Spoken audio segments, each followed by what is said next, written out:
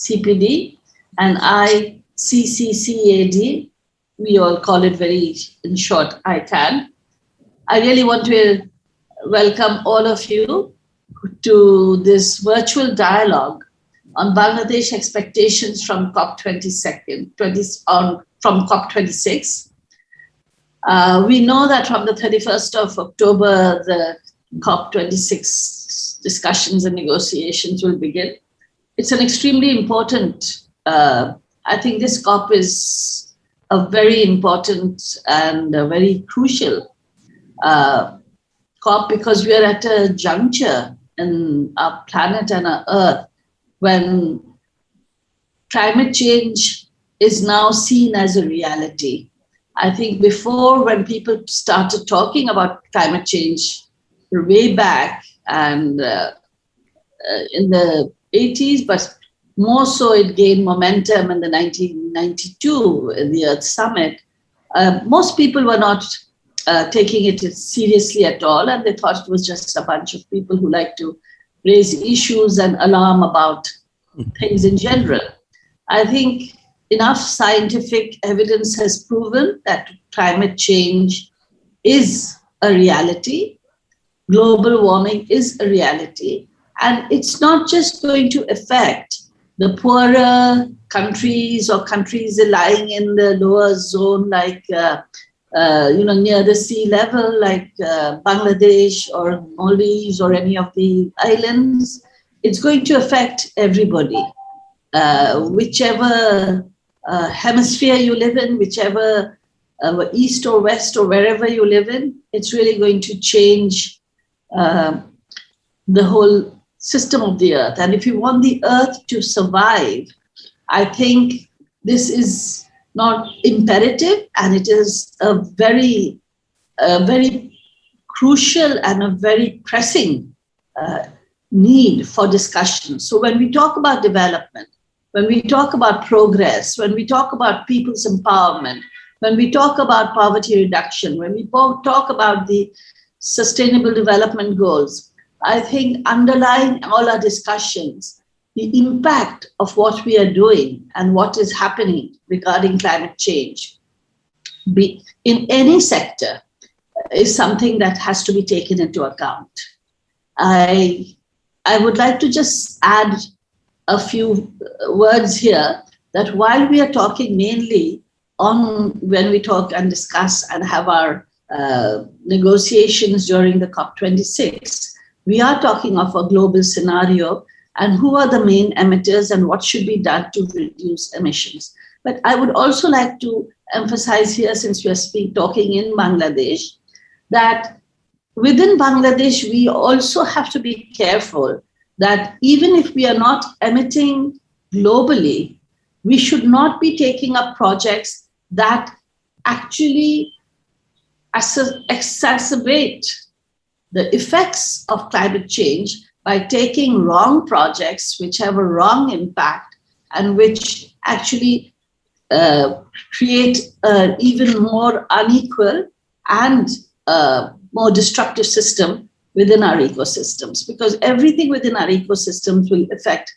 the whole planet, and that has an impact on climate change. We have a whole panel of experts. We have presentations by both CPD and ICAD, and then we have our guest of honor who has to leave early, so we'll give him the floor after that.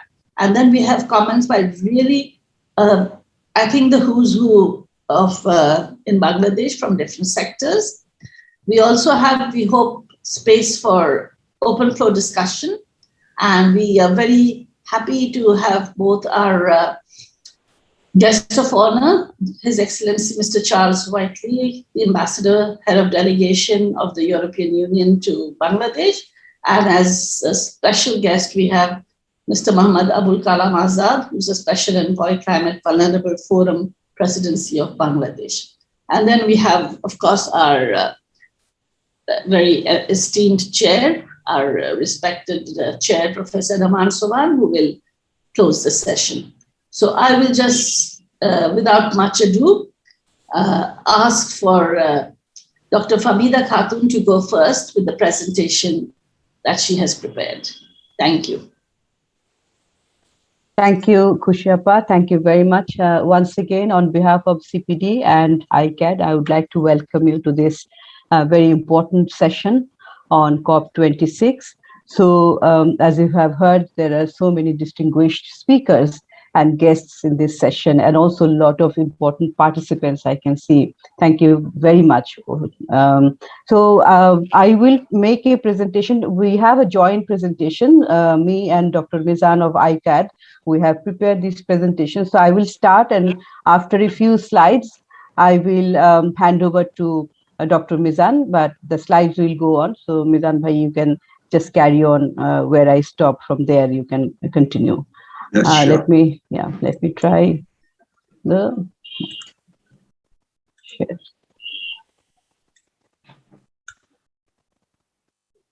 So is it shown now? Can you see it? You have to expand it. It's just showing. Okay, let me. Put on presentation mode. Yeah, I'm trying to, but it doesn't show somehow. This is really not very.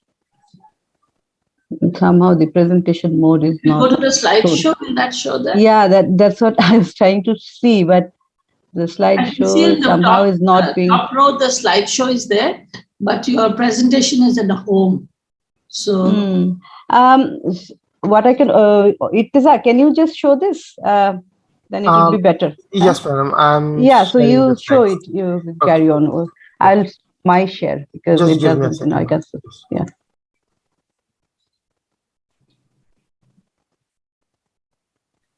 Sorry for the little glitch, but I'm sorry. Yes. Yeah.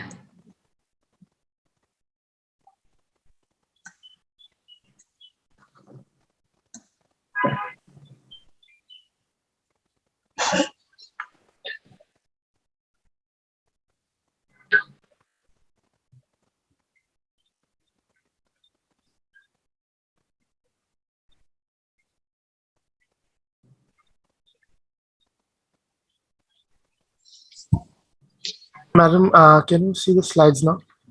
It's coming up. It's still blank, but it will come, I guess. Still blank. It's a blank screen for some reason. I think Famida, then let's see. Yeah. Okay. Yeah, it has come once. Can we? Yeah, fine. Excellent. Thank you, Famida. Thank you very much. Okay, as I've mentioned that we have prepared a very short presentation because this is a very vast subject and there are so many aspects to COP26. So we'll just focus on some of the issues which are very relevant for Bangladesh. And next slide, please. I will give some introductory remarks, and then some of the major issues which are expected to be very important for Bangladesh and many climate vulnerable countries. As we know that this COP26 is going to be the most crucial climate summit, you can say, of the century probably, because after the Paris Climate Conference, this is going to be the defining moment for the world leaders, how they would go about in implementing the commitments of Paris climate agreements. And we also have seen that this summit has become all the more important, particularly when we have now received the report of the sixth assessment report of the Intergovernmental Panel on Climate Change. The findings of this sixth assessment, which is the scientific report, the findings are really very scary. And also if you look at the scale and severity and the enormity of the implications of climate change, then one has to be really scared, and also we have no time to spend at all. We really have to speed up the activities which we are doing at the global level. It is a carry on. You just move on. So why it is important for Bangladesh also, as we know that Bangladesh is very highly vulnerable to the impact of climate change. We have seen the temperature and the average annual temperature change is since 1971 it is 0.30, and also from 2000 it has really increased much more. The average of annual temperature has increased to 0.57 degrees Celsius. And then if you look at it is up to, please move ahead, next slide, next one, please. Yeah, so this is here we have tried to see that if we really go at this rate, how we will, where we'll be by 2029. We have forecasted a couple of scenarios. I'm just showing one of the slides, but we have many other slides regarding not only temperature but also greenhouse gases. So here you see that by 2030 the annual average temperature in Bangladesh will increase by 0.94%. So, taking cue from what Ms. Kushi Kabir at the beginning told, that Bangladesh also has some responsibilities in terms of doing its work in a climate friendly manner, because we are not also sitting, we are very insignificant contributor, but still gradually and slowly it's increasing. Now, if you, next slide. So this is also to show that how this the flood and other natural disasters, those are affecting the country's landscape and all. So Bangladesh is expected to incur a loss which is equivalent to 1.5% of the domestic gross product of Bangladesh, which is also equivalent to 2.2 billion. It was priced in 2014, but this is the impact of floods, so which is a natural and regular phenomena in Bangladesh. And then if you look at the other implications, that negative consequences of floods in Bangladesh that has affected the people, and the estimated damage is about 68%. Then also here we see that the various organizations have tried to estimate the economic cost, the maximum economic loss because of these severe cyclones that Bangladesh faces frequently. That is 8,963 billion since the 1900s. So this one aspect I must mention here, that all these numbers, these are you can't say these are accurate actual numbers. These are the extent of damages, because the actual damage, the actual cost is much more than what we can value in monetary terms. So when this is the situation, then the importance of COP26 is so crucial for Bangladesh. I will quickly focus on, next slides, please, next section. Yeah, I'll quickly focus on a few aspects which are very important for Bangladesh, as I have mentioned. 5 issues, at least 5 issues, there can be many more also, but 5 crucial issues. One is the ensuring commitments of major carbon emitting countries to limit carbon emissions, then scaling up of climate fund, then also bigger share of climate fund towards adaptation, is then establishing the Paris rule book to ensure the accountability, and also the mechanism for loss and damage. Now, let me just very quickly also say a few lines on each of this. The first one is regarding the reducing carbon emission. So as you know, that COP26, in fact, in Paris, the target was to keep the global temperature below 2 degrees Celsius, and this is going to be another testimony whether we can keep these commitments in COP26 also. In fact, there are many scientific evidences that even if we continue to take measures at the rate we are taking now, it may not be possible to reduce or keep the temperature below 2 degrees. So that we can, there are a number of panels there, we can elaborate there at the discussion session, but this is, and then in order to do that, as you know, that countries have voluntarily agreed to reduce their contribution, which is termed as nationally determined contributions. All the countries have committed to make their NDCs, and in in the run-up to the COP26, many countries have increased their ambition level in terms of reducing the carbon emissions. So so far, about a total of 89 countries, they have submitted their new NDC targets, because as you know that since 2015, since the Paris Climate Agreement, countries are supposed to give a new target of NDCs after 5 years. And so this is in COP26, countries are going to give their new NDC targets. So far, 89 countries have submitted new NDC targets. 4 countries have proposed new NDC targets, which they have not given earlier. And then 71 countries are yet to update their targets. So in fact, Bangladesh has also submitted its revised NDC targets just a couple of months back.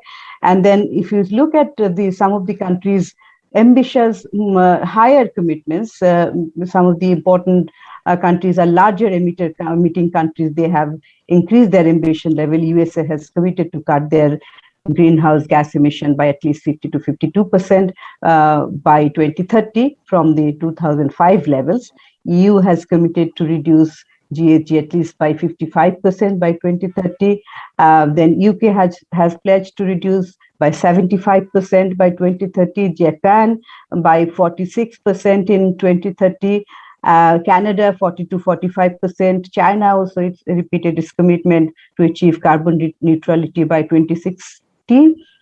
South Korea also plans to stop overseas finance for coal development. So many countries have actually put out their plans how they're going to increase their commitments in terms of reducing carbon emission. Now, the issue is when you talk about emission levels reducing, that also involves technology. And technology is very important for reducing, for new investments, particularly in clean energy and all. So for countries which are poor and least developed and which are marginalized and vulnerable, for them it is most important. As you know that the global community had also made pledges to raise $100 billion per year, but that ambition level still remains unfulfilled.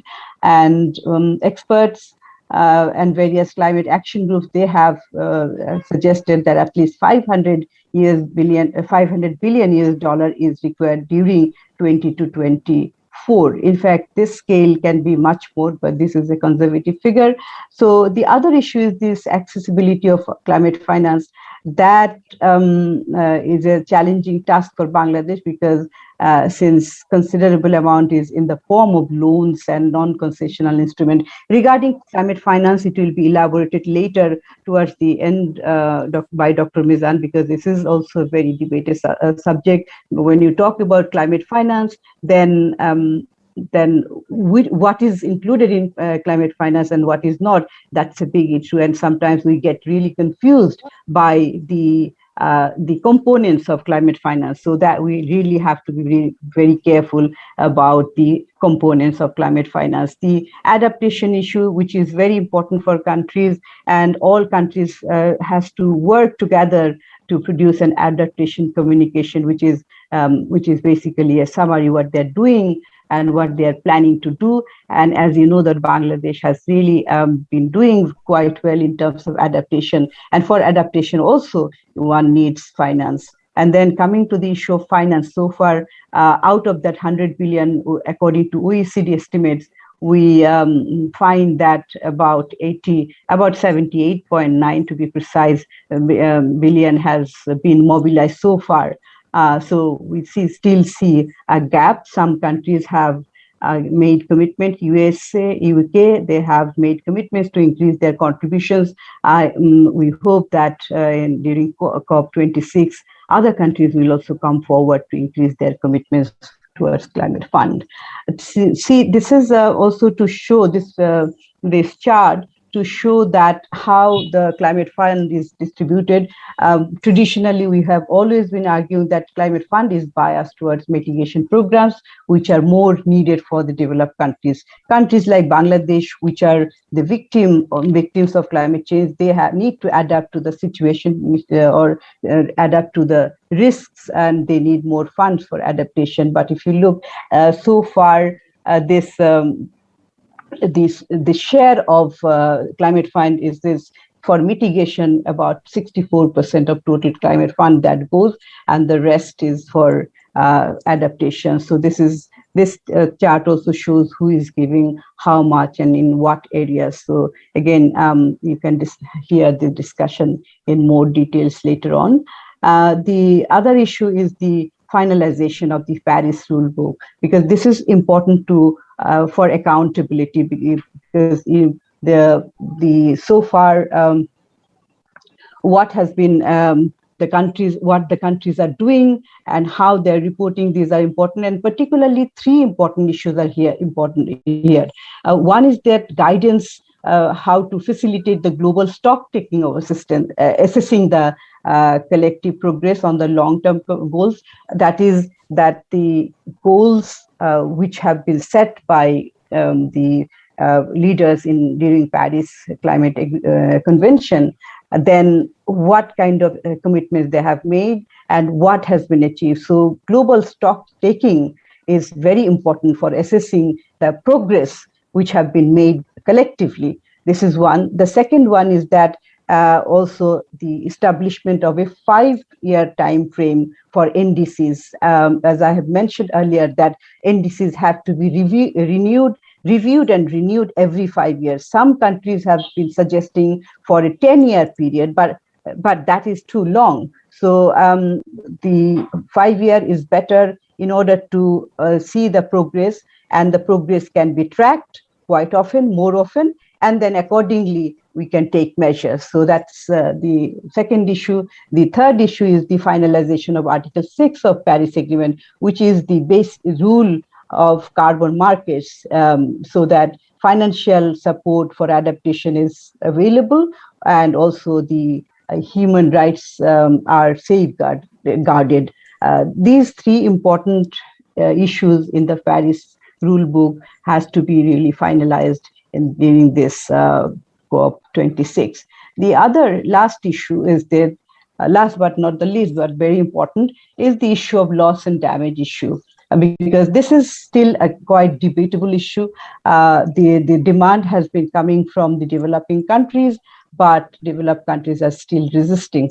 There's also, I think, some debates on the definition. What should be included and what should not be. Definitional issues are still there. It is not resolved.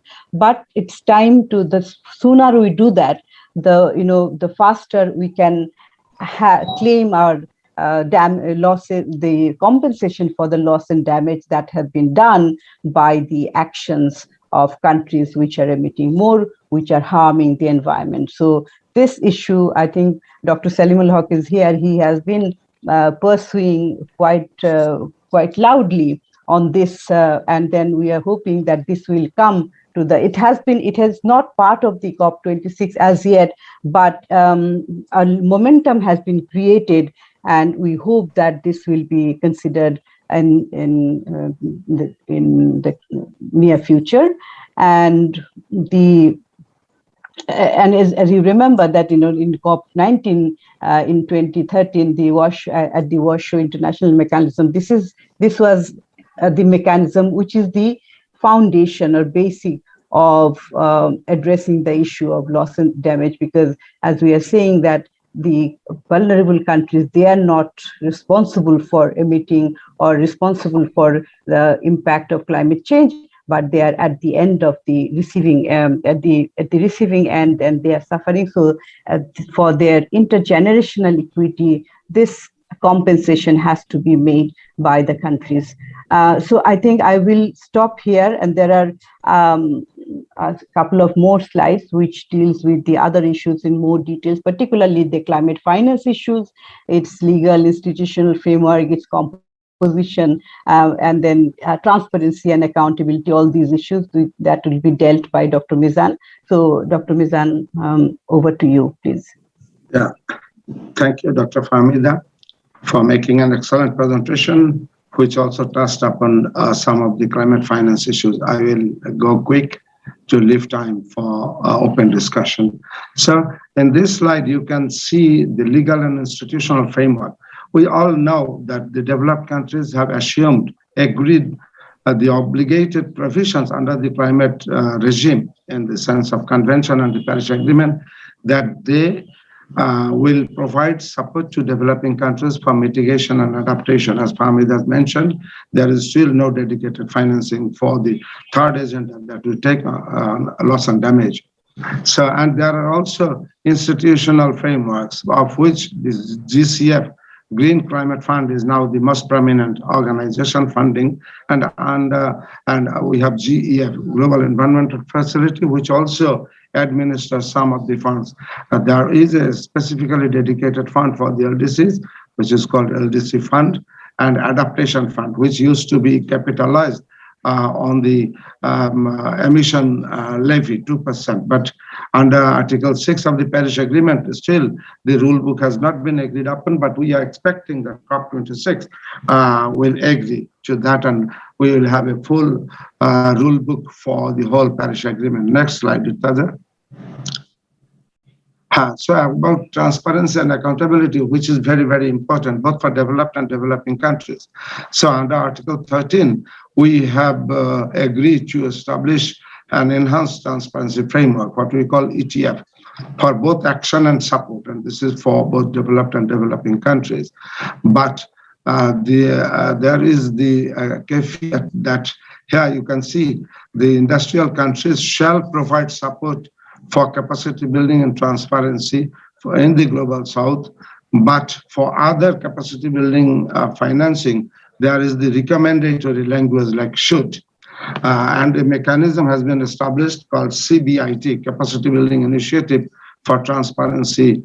But overall, to me, it seems that the developed North is more interested in ensuring transparency of action and support in the global South, but not of their own actions and support. And that can be proved by under Article 9.5 of the Paris Agreement and 9.7, where they are supposed to provide fuller information, ex-ante information on what they are going to deliver for the next 2-3 years, because adaptation particularly is anticipatory. And also under 9.7 of the Paris Agreement, there is the ex-post accounting, but that has got a huge problem. I will come to that. Next slide, please.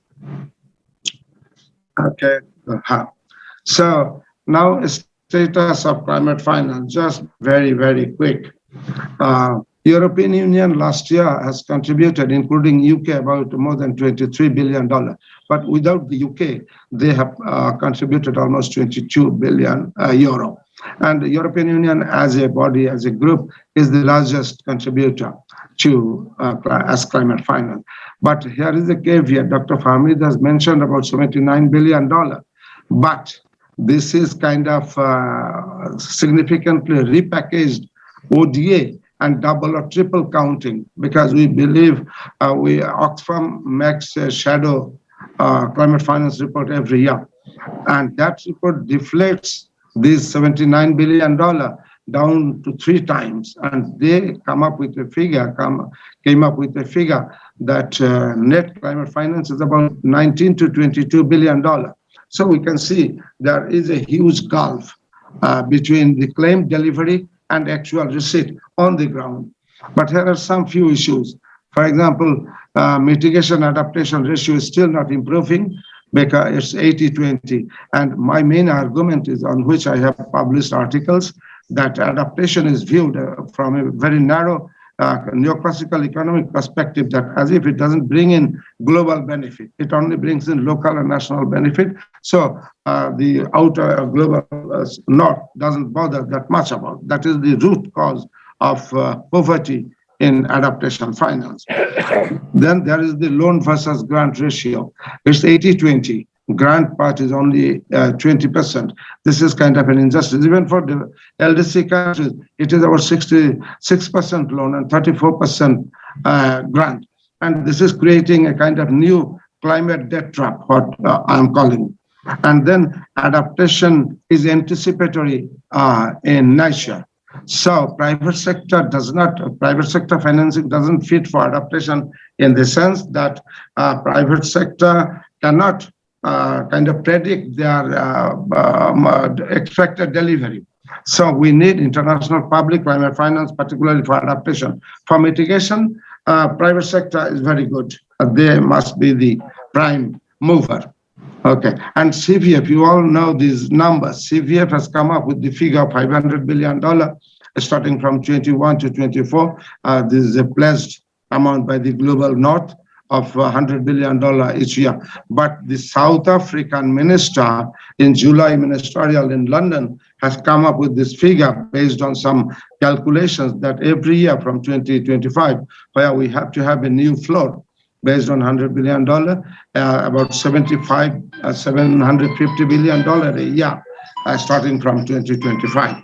Next slide, please. I'm sorry, we'll have to ask you to be a little faster because our... yes. Okay, I'll take just 2-3 minutes. No problem. Thank you. Sorry. Okay. Yeah. So there are a few issues here. I mentioned about there is a huge gap, Himalayan gap between climate science and policy, because biology reacts to immediate threats and climate change is a decadal issue. Then our economic system is not geared to addressing climate change because we believe in net present value and prefer for immediate investments, which brings an immediate benefit. And our political system is still stripped to the Westphalian model, about centuries-old model, where we look at global cooperation with a zero-sum game, that if I win, you have to lose. But the global world now has become a positive-sum world that we don't take care of. Okay, next slide, please. But here, one thing, that even last year, military budget has gone up. $2 trillion is spent for some perceived threats. But climate change is a real threat where we have no money. So this is just to show the mind-boggling split groups in the climate negotiations. Next slide, please. Next slide. Next slide, next slide. Next slide, next slide. Yeah, now here is my last one. So I call these UN negotiations as a process of active inaction. At the same time, I argue that climate negotiations as the most globally public form of diplomacy offers a country like Bangladesh to brand our society, our country. And the UK is doing huge homework, but I'm not optimistic much about mitigation and adaptation, which are the central issues. Here is a quotation from Winston Churchill. I will request to read in 30 seconds by all of you that this is a statement made in 36 and 12th of November when Hitler was initiated expansion in Europe, and some countries were having appeasement policy towards Hitler. And that statement cogently, explains this intractability. And we have to overcome this. Thank you very much, Dr. Parmeda and Kushika Bibbs. Thank you, Dr. Nizam. I'm sorry I had to ask you to hurry up. You had a lot more slides. No problem. But our guest of honor, Mr. Charles Whitley, will have to be leaving soon than he had informed us before. So I would now like to request the Ambassador, Head of Delegation, Mr. Charles Whitley, the delegation of the European Union to Bangladesh to start his whatever comments he has to make. Thank you. Thank you so much. It's very great to be invited and very much appreciate it. Thank you to the CPD and the International Centre for Climate Change and Development. I'm sorry about the time pressure. I just have to call on the Foreign Minister and Environment Minister because we're doing a démarche on COP26 this early afternoon. So I'm very glad that we get a chance to join you though. And it's already been very interesting. As you may know, we had an EU roundtable on climate change with experts last week. That provided us with a lot of food for thought. I think as a first comment, following Bangladesh's preparations for COP26, we do see many points of commonality with the European Union, whether it be on the emphasis on adaptation, On NDCs, of course, Bangladesh has submitted your revised NDC, updated NDC. We as EU submitted our NDC in December 2020, and that included this 55% reduction by 2030 that's been mentioned, and also the aspiration to climate neutrality by 2050. And I think the good thing about that is that it's all been enshrined in EU law. So this is not just a political pledge and a non-binding declaration. It is there in law to which the European Commission, the institutions and the EU member states will be held account. I think our main goal, our headline goal in the COP26 is to see a world where warming is kept to 1.5 degrees C. That's looking increasingly difficult after the latest IPCC report, but that is our headline aspiration. And in all the areas that have been mentioned, we are trying to raise our game as EU and work with countries like Bangladesh, who is absolutely a leader on the climate change debate, not only through the Climate Vulnerable Forum, the V20 and other institutions, but in the negotiations themselves. So we do want to work as closely as possible with Bangladesh. And I think, as I said, we have many points of commonality. We are going to release an adaptation strategy as EU before the COP26, which will make plain what we intend to do on that front. And we've raised our ambition there as well. I think we're trying to rebalance the approach between mitigation and adaptation and try to make sure we get that balance right. On climate finance, of course, there's the headline figure of 100 billion per year until 2025. And we want to see a clear commitment emerging from all developed countries and others beyond 2025. We as again, a headline figure are providing as EU a substantial part of that, up to a third so far of the climate finance. But I do think it's fair for it to be pointed out that it's the kind of finance that's given that is also important. And what mix of loans and what mix of grants there is in that, whether it's replacing ODA. And if you look across, the Oxfam report was very instructive in that respect. But if you look across our member states and the different practices, I think the practices vary very widely, actually. Some member states of the EU are more prone, to give highly concessional loans. Some are more prone to having a higher predisposition towards grants. And I think this is an area we see as a fair area for debate and discussion, and where we also want to make sure that EU and EU member states have a clear, coherent position, and that we are delivering as much change, finance that makes a real change on the ground as possible. But I think we are meeting our commitments, and certainly as compared to some other developed nations, we are leading by example on that front and intend to continue doing that. I'd also like to mention the initiative on global methane. So with the United States in the margins of COP26, we're going to be putting forward this non-binding political declaration. Of course, methane is one of the most toxic of greenhouse gases. And we want to see some kind of commitment on that to reductions from those who are able to make that commitment in the margins of COP26. And we're working hard to lobby on that around the world. I think I just heard Pakistan has signed up, so that's quite an interesting development. Bangladesh hasn't done so yet, but we're still working on that issue. Enhanced transparency was mentioned, and that's certainly an issue of key concern for us. I think we need to ensure that the Paris commitments are clearly, transparently held to, but that also implies having capacity building and technical assistance for those who require it to ensure that the system is fair. I would like to mention finally, of course, the private sector has a huge role to play, and we want to see an increasing role for the private sector on the climate and on climate finance and the green transition. And you may have spotted that the EU issued its first green bonds on the 12th of October, and it was a big success. I think it was the largest green bond issue yet, and we were pleased with how that went. And that will encourage the development of cleaner energy in the European Union and beyond. And I think this is definitely an area where the EU will be trying to do more on the climate front from a sustainable development perspective as well. So it's very interesting to see. I'm very sorry I'll have to dash in a moment, but I look forward to keeping in touch with everybody as we approach COP and beyond. And I'm sure there'll be lots of work afterwards on which we can cooperate with you and others in Bangladesh. So thanks again for the invitation, and I'll stop there. Thank you very much, Your Excellency, Mr. Whiteley. I'm glad that you could at least hear the presentation, and we will definitely be sending you the report of what we have done. It's online if you ever have the time to go to CPD and listen to the entire discussion.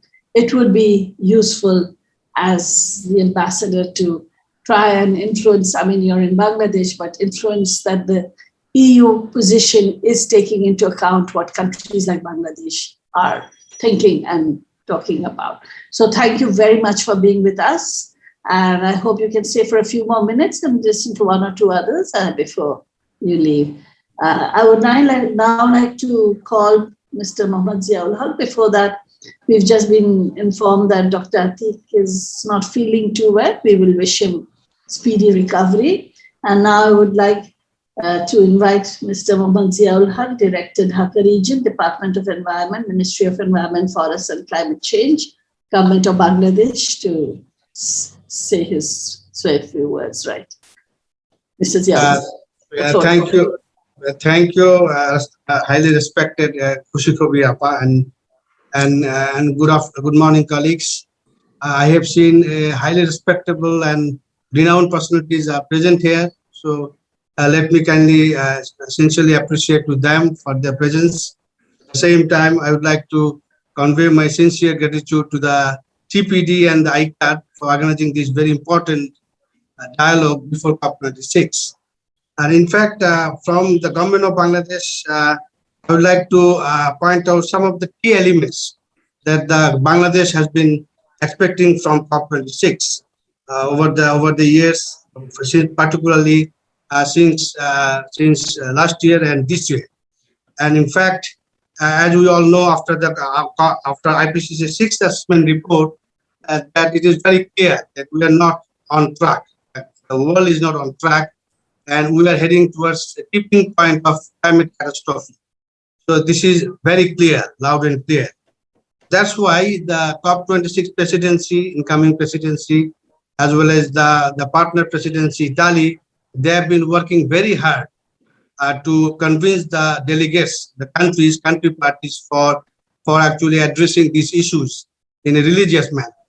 And they have organized a series of meetings over the last few months, and I happened to participate in COP meetings that was held in Italy just 2 weeks ago, and there are other dialogues I participated in.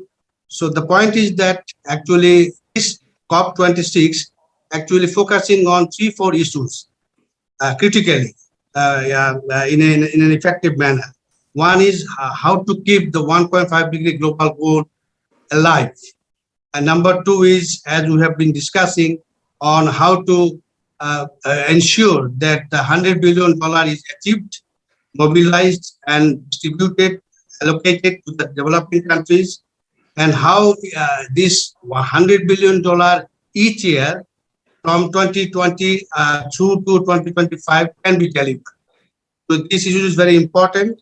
At the same time, the other related issues, the adaptation, we have established the global goal on adaptation in Paris in 2050.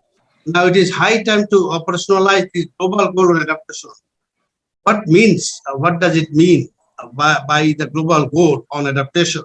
So we have to operationalize them, and this COP26, in fact, we are pushing for having a dedicated space to discuss this issue, how to operationalize this global goal on adaptation, and we can have a concrete decisions outcome by COP27 next year. At the same time, on adaptation and the funding issues related to the making the balance between mitigation, adaptation, support, and other related issues, the loss and damage. This is also highly discussed at high level, at ministerial level. And now we are actually focusing on how to operationalize the Santiago network that was established in 2019 COP, Madrid COP, Chile COP. And now we are actually again pushing for having at least a intermediate or intermediary secretariat for Santiago network. So now we are actually hoping for establishing a secretariat for the loss and damage, particularly for Santiago network on loss and damage. So there are some critical issues that we are actually focusing on collectively And on the 1.5 degree global goal, temperature global goal, we feel that these issues will be highly discussed at the ministerial level, at high political level, particularly since the head of the governments and head of the states will be present in the opening of the COP26. So they will also discuss on this issue. And in fact, there are some discussions around this issue in pre-COP ministerial level. And there has been some growing conversations that if we want to keep enhancing our NDC through to 2030, meaning that the first global stocktake will start in 2023. So there has to be enhanced ambition of NDC before first global stocktake. And there might be some decisions on this particular issue in COP26 and CME3. At the same time, we are also looking for having a long-term low-emission development strategy that was supposed to be put forward by all countries by December 2020. But very few countries submitted this LTS, long-term low-emission development strategy. In fact, if we want to achieve the carbon neutrality by mid-century 2050, we have to have a written strategy, long-term strategy, so that we can see the emission pathway or mitigation trajectory through to 2030, 2040, and finally 2050, when we will achieve the net zero emission, global emission by 2050. So again, there might be a concrete decisions when the countries will put forward their LTS, long-term low emission development strategy, in an official manner. So we are actually at political level. There are a momentum has been created, and we are hearing a good announcement at high level from some countries. But this announcement has have to be supported in a written commitment. So this LTS is there for the written commitment to the global community. And finally, I would say that from Bangladesh, we are trying to participate in global mitigation effort and other related efforts effectively, meaningfully. That's why we already submitted our NDCs, and we have enhanced our NDC compared to our first NDC to a greater extent. And in that case, we can say that we have increased our mitigation ambition from 36 to around 90 million ton carbon dioxide equivalent. It is almost 22%. But previously, it was both the conditional and unconditional 15%. Now it is almost 22%. So though we are not the emitters, major emitters, so now at global scale, at the regional scale, we are now pushing from the LDC group, from the CVF, Climate Vulnerable Forum, we are now pushing for seeing a greater commitment from the major emitters at global scale. And in that case, G20 country has to play a critical role in meeting this global emission reduction 1.5, as well as we know that if we want to achieve the 1.5, we have to reduce global emission by 45% relative to 2010 by 2030. So we have to achieve that. In that case, G20 countries who are actually contributing almost 80% of global emission has to come forward and take the global mitigation effort to achieve this. So this is my few observations and thinking that I would like to share with you. The government of Bangladesh is very keen to participate in the global effort in terms of mitigation, adaptation, finance, loss and damage, and so on and so forth. And we are actively participating in all the discussions that has been going on over the months this year and the last years. And I feel that we will achieve some concrete outcome from COP26, since UK presidency has been seriously, actively engaging with all parties, major parties at global scale and regional scale for making this COP26 a success. Thank you very much. Thank you, Mr. Ziaul-Haq. That was very useful. It's very clear and important to know that both the government and the citizens of this country together are speaking on the same language and wanting the same outcomes. While the COP26 is mainly going to be discussed by the governments, I think citizens' voices, raising the issues and giving the information and the data and the research is important for carrying these discussions and debates and the negotiations to the level that we wanted to go to. I would like to request the other speakers if they could limit their discussions to 5 minutes, if possible, so that we have some time for floor discussion. But I don't want to do it at the cost of not raising serious issues and questions. I would now like to invite Ms. Judith Herbertson, Development Director, FCDO with the British High Commission in Bangladesh. Thank you. Thank you very much indeed, and thank you for including me in this dialogue. I will try to be quick. I was just trying to cut down what I was going to say. The COP26 rating progress towards reaching the Paris Agreement. Mitigation, in other words, achieving global net zero and keeping 1.5 degrees alive, we hope, of ambitious 2030 emissions reduction targets through their NDCs, long-term strategies, and high-level ambition on deforestation. Secondly, adaptation, in other words, ensuring that vulnerable countries are supported to develop and implement credible strategies to protect communities and natural habitats and to access adaptation finance. Thirdly, the focus on finance, and I will come back to this. As we know, developed countries need to deliver on the commitment made to provide $100 billion a year from 2020 to 2025. And we know we missed it in 2020. And fourthly, collaboration across governments, private sector, the civil society, to finalise the Paris rulebook and to bend the curve on biodiversity loss. And we hope that the final negotiated outcome at the end of COP26 will drive action through responding to the science in the NDCs, increasing finance for adaptation to 50-50 with mitigation, advancing practical action to avert, minimise and address loss and damage, and I'll come back to that as well, starting discussions on the post-2025 finance goal, and then the Paris rulebook 3 issues, Article 6, in other words, enabling ambition through market and non-market-based cooperation. Secondly, an enhanced transparency framework. And thirdly, as I think Famida mentioned, common timeframes for the NDCs.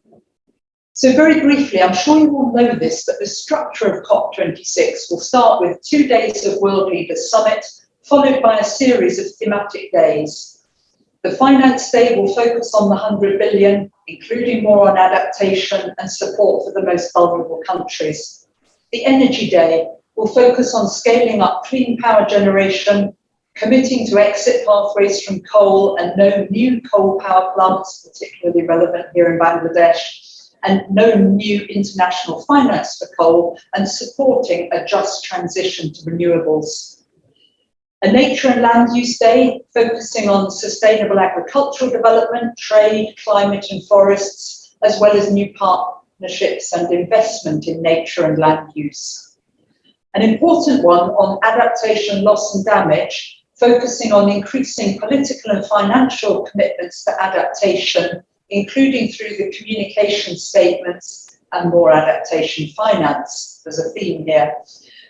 The Transport Day, where all major markets and global manufacturers are going to be asked to commit to making all new cars and vans zero emissions by 2035, which is very much in their power to do so. They are very much out ahead of us on this. And then moving on to finance briefly, we are working really hard. I think everybody in this virtual room is working hard with other developed economies, financial institutions, to reach the financial commitment of 100 billion. Working through the Fiji-led task force to improve access to finance, and to increase the amount of finance which is available as grant funding. And that's going to be particularly important for Bangladesh as you move through the LDC graduation process in 2026.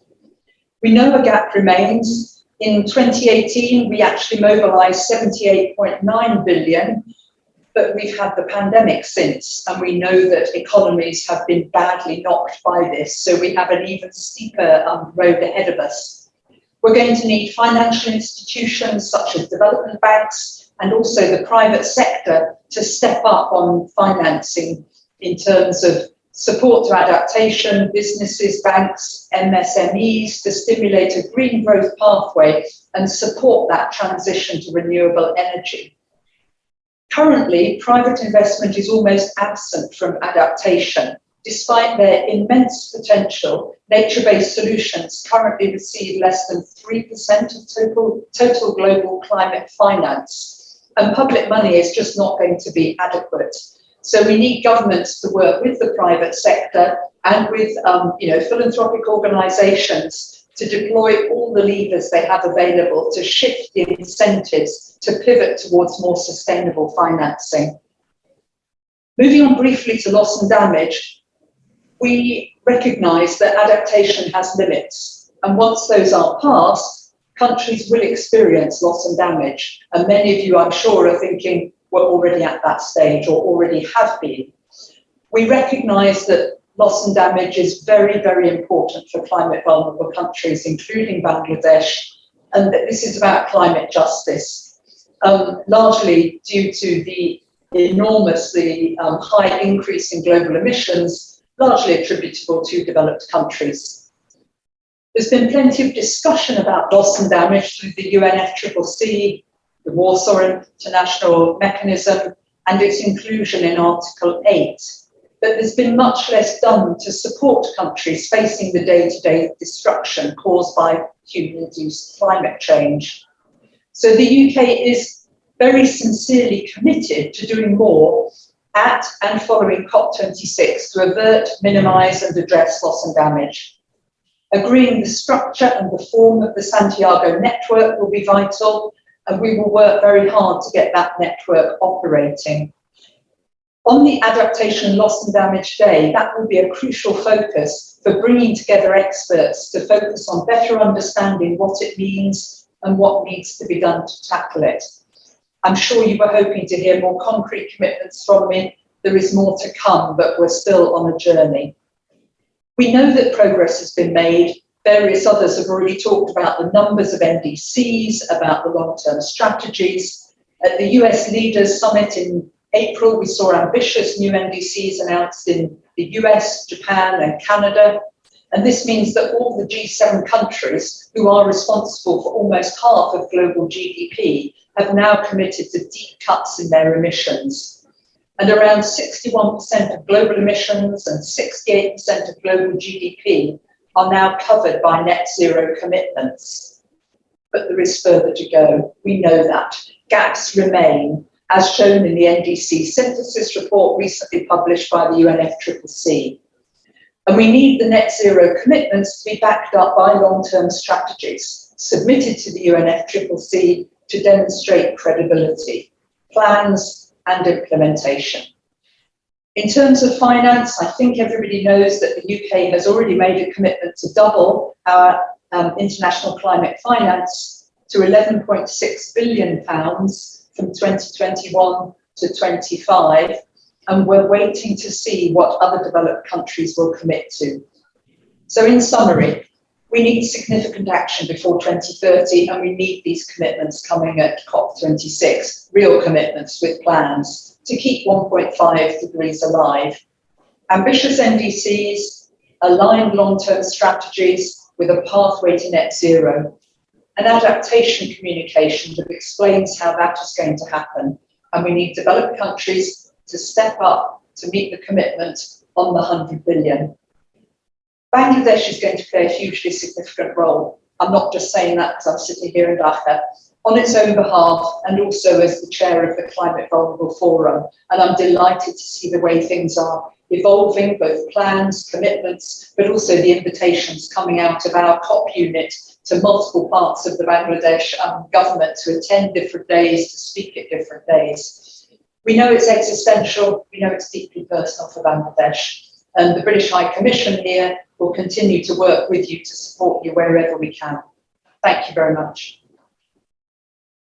Thank you, Judith, and thank you for spelling out how the whole COP26 is going to work and the commitments that you all are going to be taking now. I'll now like to invite Dr. Rubana Haq from the private sector, and she's also known as somebody who does write columns and is very vocal. So we would like Rubana to speak from the private sector angle and the commitments that we all need to make together for this. Thank you. Thank you, Kushiyapa. I'll be very quick, just to tell you that unless the big corporations change their behavior, it's literally impossible for supply chain to contribute significantly. I mean, on one hand, we have this one-click Amazon speed, and we order things and tons of packages come in. And we have this return policy, which of course contributes to great emissions. And at the same time, we have a distinctive gap between sourcing and sustainability. So when big corporations source from us, they buy organic cotton and some of them fly out the goods. So there is a dichotomy between commitment and commercial practices. So that's a hypocrisy that we need to address, number one. Number two, as far as private sector is concerned, I can speak for BGMEA. We had 47 BGMEA member factories who reported their SDG performances in line with 17 SDG goals. And UNDP Business Call to Action and HIG Index, and most importantly, of course, NPI set by the government of Bangladesh. And this particular study was conducted in collaboration with the SDG Coordinator's Office, UNDP, and of course, GRI as well. So according to the study, 42% of the factories set goals to reduce energy, waste, and resource consumption by 2% to 15% in the next 3 years. And again, 5% to 25% in the next 5 years in terms of reducing GHG emissions and water consumptions. And almost 34% of the factories already have recycle and reuse practices. And 98% of the factories actually have environmental grievance mechanism system in place. So BGME has also signed up with the UNFCCC Fashion Industry Charter on climate action with specific goals of reducing GHG emissions by 30% by 2030. But it's heavily dependent on sourcing more and more renewable energy, which is heavily dependent on solar PV. I'm happy to announce that BGMEA did sign an MOU with SREDA on rooftop net metering. So we are hoping that's going to come forward. And it becomes difficult because we are dependent mostly on the national grid, where only 3.5% of the energy mixes are renewable. So it's very difficult for private sector to align ourselves to strategic targets of the brands who are basically operating out of EU or US region. So, for Bangladesh, it's not about adaptation, but also mitigation, which is actually a little unfair on us because we do need a lot of finances. And very honestly, even the local financial institutions have not yet mainstreamed their sustainable finance or green finance. So we have received $250 million from GCF, but we are hoping, that more will come, because these funds do contribute to the clean development in countries like ours. But a more sustainable, I think all stakeholder collaboration is a must. And if you think about just the international trade flow in terms of logistics, and transport, then you will see that there are lots of things that need to be done. So what about a cleaner airship? What about cleaner vessels? So in Finland, they're starting to do ammonia vessels. Now, ammonia is not a proven element, but unproven technologies also need finance. So it's important for us to believe in the potential in the future. And also, airships are now being developed, which are going to be slower. So speed is another thing that we need to also give up on. So in terms of private sector, it's important that all of us are in it together, and that, if there's one thing that we need out of COP26, we all need to believe that there cannot be any business in a dead planet. That's one. And number two, very importantly, I have a very clear hashtag that I always try and promote myself, which is hashtag Go Human, Go Green. If we are all in together, we can make it work. Thank you, Kushepa, for giving me the floor. Thank you. Thank you, Rubana. As always, you're very articulate and to the point. I wish we had someone from the energy sector who could address the point that you have raised, but maybe our special guest would address it when he speaks. Now I would like to invite one of the global leaders in the discussions on climate change, Dr. Salim ul Haq, who I don't think needs any introduction. He's with ICAD. Salim, thank you for being so early. Khushi, just before Salim speaks, I would like to leave a question with him, which has not come up in the discussion, since he's the only person who I read regularly. So what little education I have comes from him.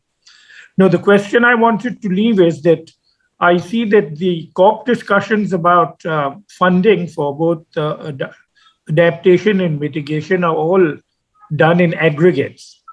Could you explain to us what are the sort of guiding principles on the basis on which this fund is accessed by the very large number of people who are presumably entitled to access these funds?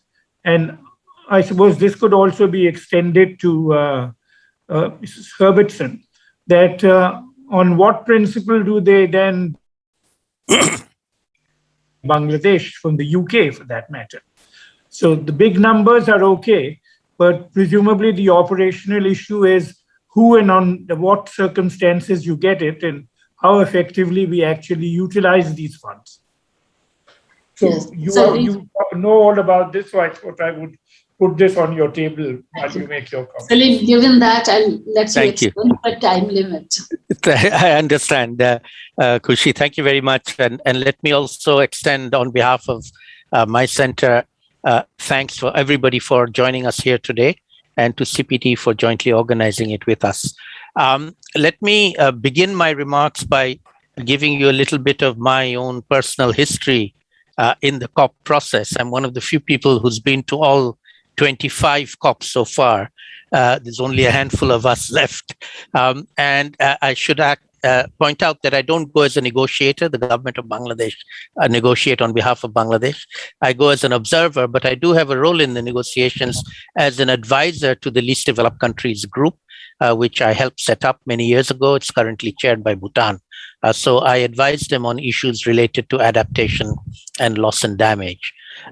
So let me make a couple of framing remarks, and then I will address the question that Professor Rahman Subhan has put to me. The framing remark is a little bit about the way in which we frame expectations of the UN Framework Convention on Climate Change Conference of Parties. It's very often framed, and particularly this is for the media who are listening, as what's in it for us? What are we going to get out of it? Now, and that's all countries, by the way. Every country goes there with the view of what are we going to get out of it? That may be true for many international meetings. It is not true for climate change.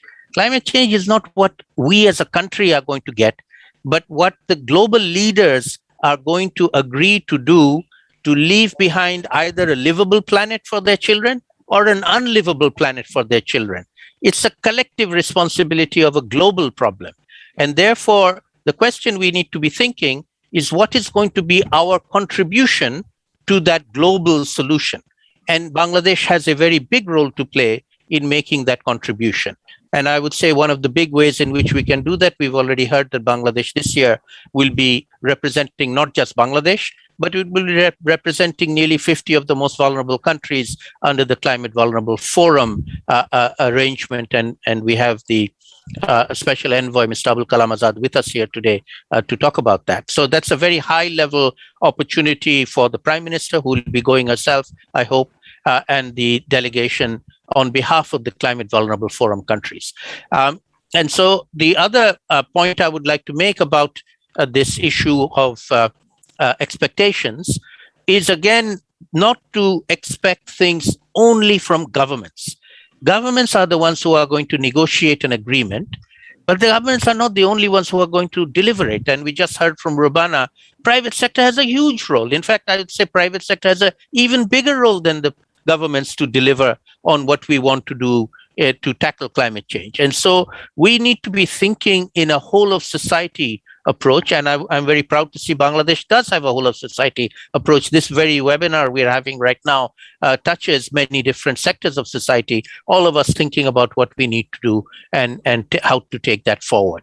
And the final point I'll make in terms of framing expectations is not to have too high expectations of the COP itself. The COP will come out with something. In fact, right now, as the days go by, the ability to influence that decision is diminishing. So let us not have too high hopes, but let us plan beyond the COP. And I would say this meeting today, particularly for our friends from the FCDO, the United Kingdom and European Union, should lay a basis for a post-COP action-oriented agenda, not just what happens in the COP. We are all going to be observers there. We're not going to be decision makers there. We will receive the results of it at the end of it, hopefully good result, but we are not in a position to influence those results. But we are in a position to influence what happens with those results, what is done to take it forward. So let me now address very quickly the question of money that Professor Raman Subhan raised, and you've heard it many times. The promise was made actually 12 years ago in Copenhagen by then Secretary of State Hillary Clinton, who came up with the figure of $100 billion. It got framed in the framework agreement in Paris, and it's supposed to be every year, 100 billion a year, starting in 2020.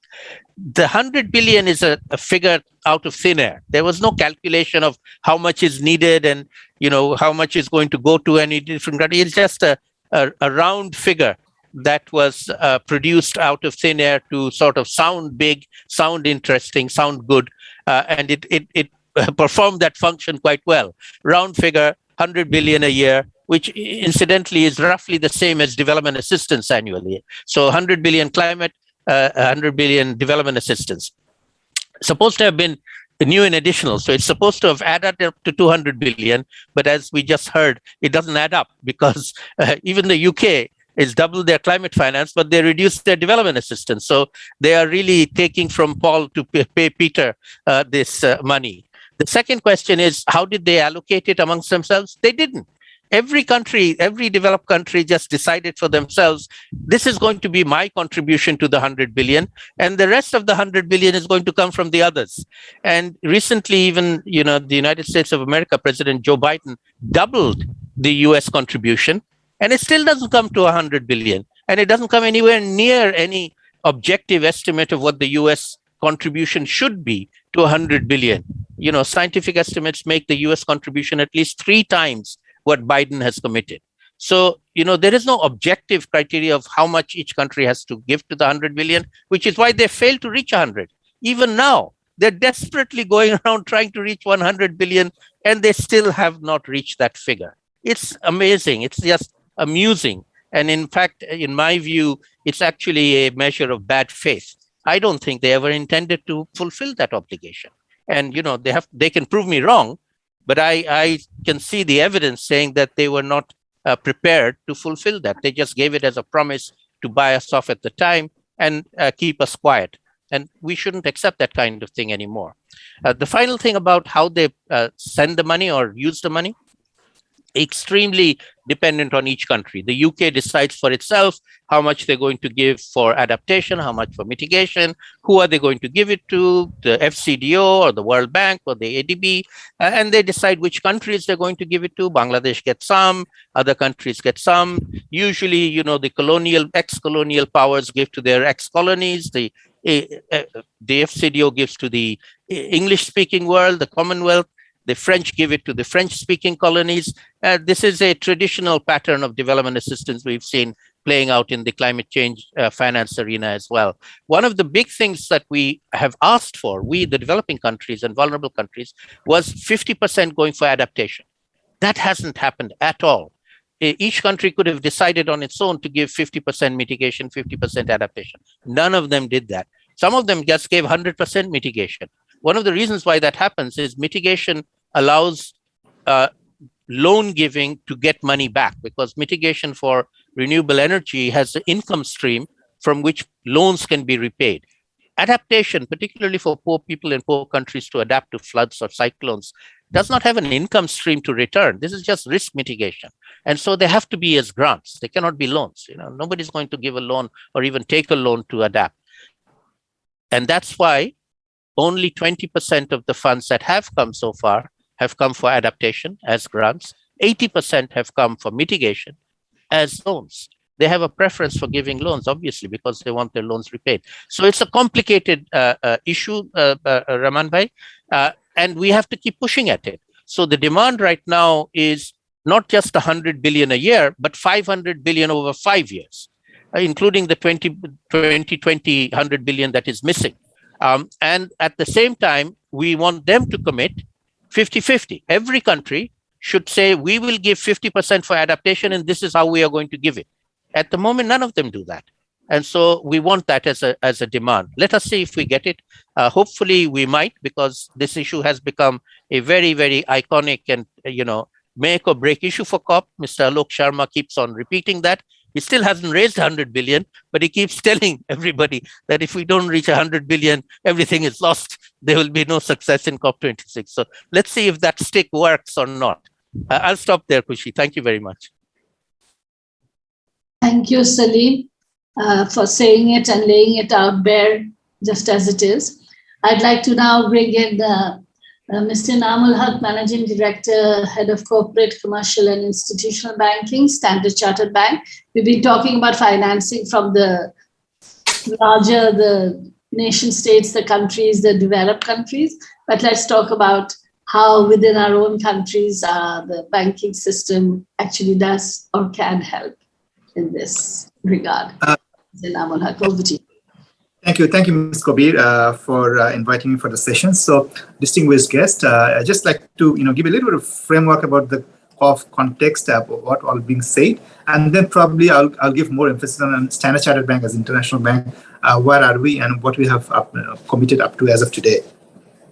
So it's been clear that in the COP26 incorporate the third meeting on 26th conference in parties in UNFCCC in 30th of October in Glasgow, where Standard Chartered Bank remains one of the key participants on that event. Entire senior management of Standard Chartered Bank will going to be there. I'm talking about the group management team. It is clear that the world needs to act now and ever being. So it's absolutely crucial for us. This is a pursuant to the Paris Agreement, whereby each country is required just up to the target every 5 years. On that, from the Bangladesh context, Bangladesh will have a transition from coal to clean and renewable energy to reduce emission without sacrificing economic growth, which is our objective as well. So Standard Chartered Bank globally, as well as part of Bangladesh, remain committed out of coal-fired projects. Even we are forefront of some of the coal-fired projects with advisory roles. We have withdrawn ourselves in Bangladesh and even account the regular account bank in terms of documentations, part of global commitment we are getting out of that. We are not just talking about the coal, but as a natural gas is also a significant portion of our commitment that we are getting out. So it's not just coal, but we are getting out from all segments as we targeted globally. In terms of, because of the time constant, I'll give a more emphasis on Standard Chartered Bank's context. We consider climate change as one of the greatest challenge facing the world today, given its widespread and proven impacts on the physical environment, human health, and its potential to adversely impact economic growth. On that context, if I can go for our presence across Asia, Africa, and Middle East, places us with a unique role to play in facilitating just transition to net zero carbon economics in some of the most vulnerable nations of the world.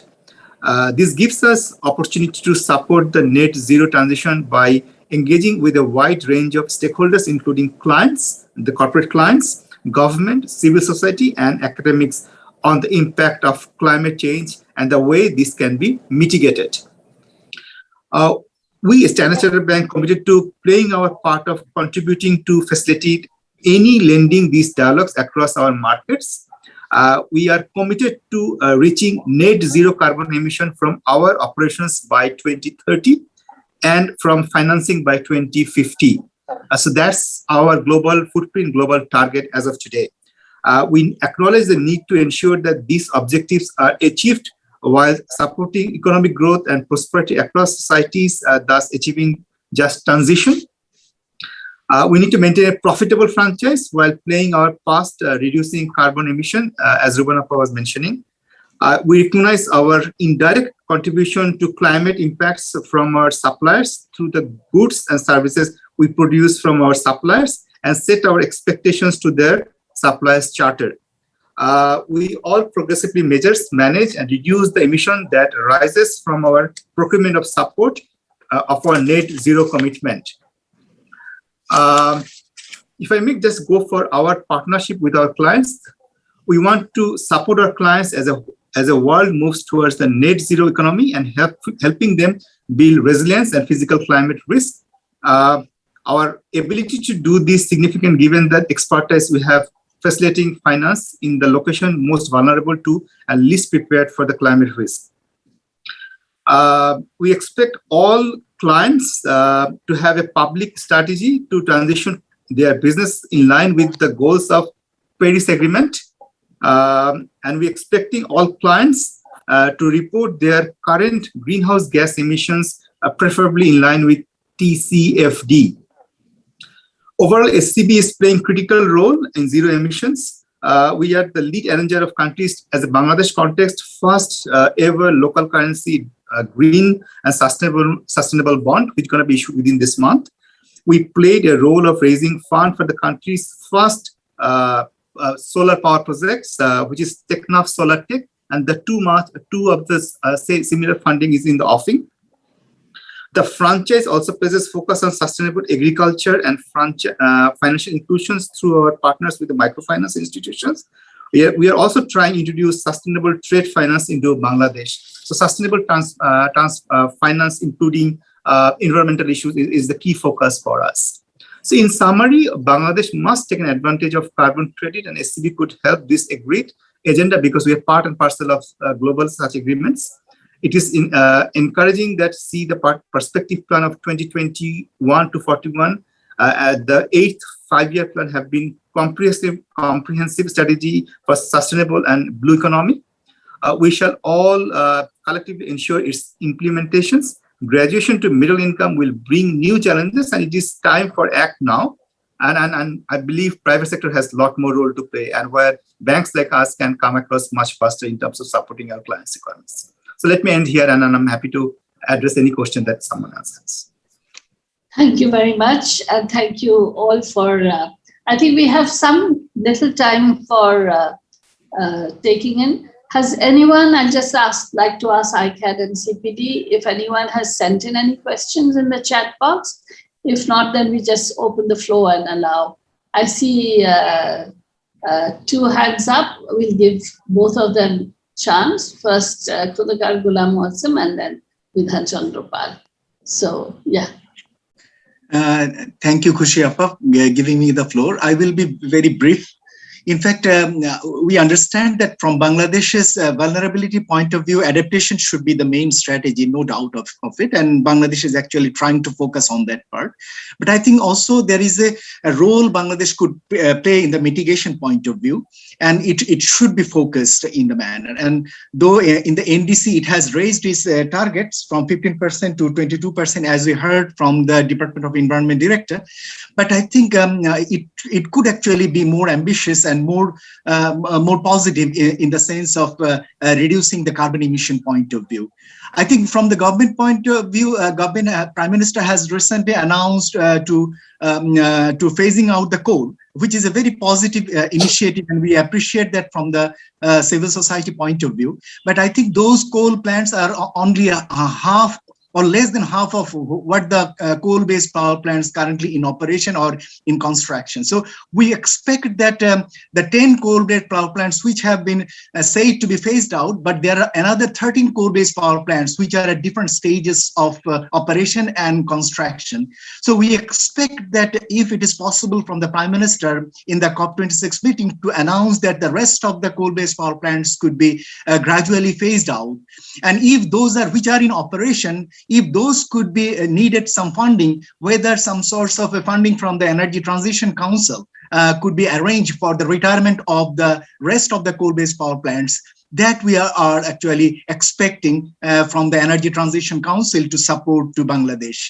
From the private sector point of view, we hope that as Dr. Rubana mentioned about the renewable energy point of view, their interest, that somewhat it is not yet fully bankable. And it is not yet fully is a project which a private sector, particularly the RMG sector, has fully taken into account. So we need to understand what are the challenges to take those projects at a larger scale of rooftop PV in the government sector. So we could actually identify their challenges, what sort of challenges from the bankability point of view. And we have heard from the Standard Chartered Bank, their positive commitment. We like to thank to them. But what we like to request to the Standard Chartered Bank to have some sorts of a commitment in a sense that whether their incremental future financing could be cleaner energy supportive, whether that could be ensured or not. So if they could do that in their future energy financing, that it should be net contribution should be cleaner. So whether that could be done in their incremental and the future investments in case of Bangladesh. So these are my few points in this discussion. Thank you. Does anyone want to respond, or shall we have all the different questions as well? A lot of them are actually what Mohsen also stated was a lot of his position and his comments, which any of the experts could respond to. Shiapa, may I respond? This is Azad. Yeah. Thank you very much. We have a lot of time to discuss when we give you this floor, but please do respond. Please that you are wanting to do that. As Mr. Khandakar was telling about this renewable energy and all these scrapping all the coal-fired power plant. Yes, government can scrap all these coal-based power plant, but where do you get electricity? Do you have gas? Do you have enough money to have LNG, which is sky-high price presently? Do you have enough land for the renewable energy? Do you have any scope for the hydro? Any scope for the wind energy, offshore and onshore? No. All the answer is no. Even then, Bangladesh showed its courage to scrap 50%. Now, the role of the globe, the responsibility of the globe is to come forward that what support they're going to put for Bangladesh for the cheap electricity, because we need to provide electricity at an affordable price. This is the commitment of the government and also SDG. So looking into all this, I believe the present solution is the best one. Obviously, when the globe will come forward with its support, Bangladesh will reduce its participation in the coal. Even then, at present, coal participation in Bangladesh is 3 to 4%, 5%. But you see, what is the projection of the Global Energy Forum? Global Energy Forum says till 2050, 50% electricity of the globe will depend on the fossil fuel. We need to raise voice on this. Don't look towards Bangladesh again. what the developed country says. Developed country says that don't follow me, don't follow my order, follow my instruction, follow my guidance. You see, China, they told, yes, we want to now discourage coal. How? They will not fund coal power plant in outside of China, not inside of China. So this is totally double standard. In Bengali, we tell apuni achari dharma shikhao porke. So practice in your country, then practice for the globe. Thank you very much. Right. We'll come back to you later. Yes, somebody else wanted to speak.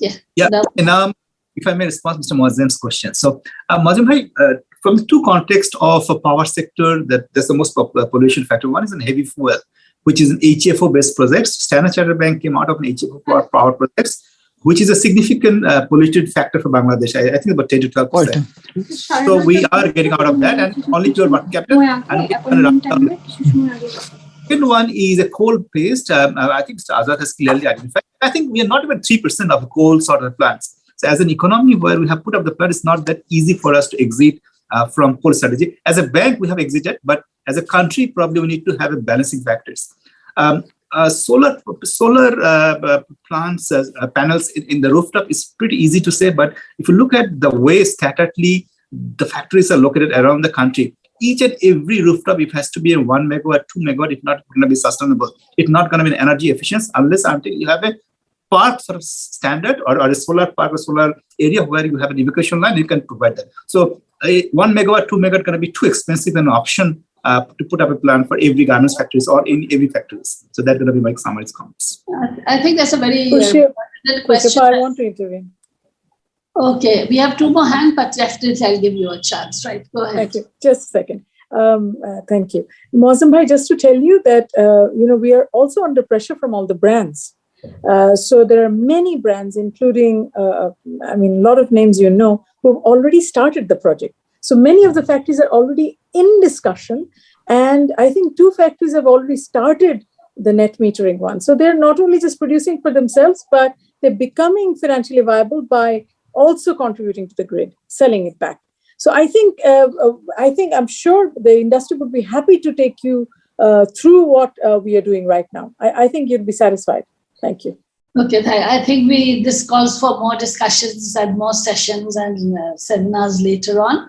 I will ask Midhan Chandrapal to think, and then after that, Professor Mustafizur Rahman, and then we'll end after that and go to the remaining part of our.